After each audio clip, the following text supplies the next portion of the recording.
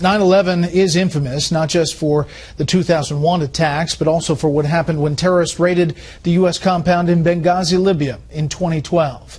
We have new information tonight on the strength of the evidence against the only suspect in the case and whether the prosecution may be in trouble.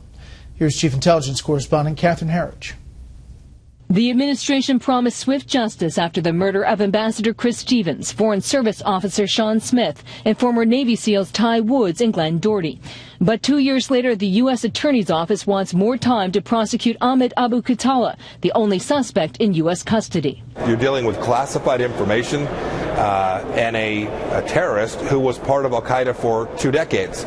And so it doesn't surprise me at all that we've ended up in this place. Republican Congressman Mike Pompeo, who sits on the House Intelligence and Benghazi Select Committees, believes a lot of the classified evidence will never get into court, warning that the case may be weak and in trouble because of a political decision by the Obama White House. When you try and force upon a terrorist a legal system that wasn't meant or intended to deal with the crimes committed that night in Benghazi, Libya, that the results are a mess. This week, government prosecutors filed a motion to bypass the speedy trial rule, and the judge granted a 6-week delay, citing the fact that the attack, the evidence, and the witnesses are overseas.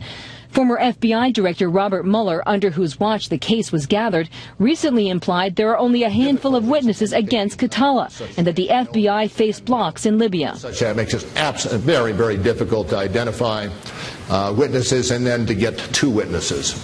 And one could assume that if you did have witnesses, you try to interview them in places where they would not be killed the next day. A leading analyst suspects politics played a role in the timing. Here it looks to me like they have indicted, but they're still building the case at the same time. They're running on parallel tracks, which is not your typical U.S. Attorney's Office approach. Even the Attorney General suggested after Khatallah's capture in June that evidence continued to be collected. I'd say the investigation is still obviously ongoing, but we're in a good place. I think we have a good case. The U.S. no longer has a diplomatic presence in Libya, having temporarily closed the embassy in Tripoli this summer.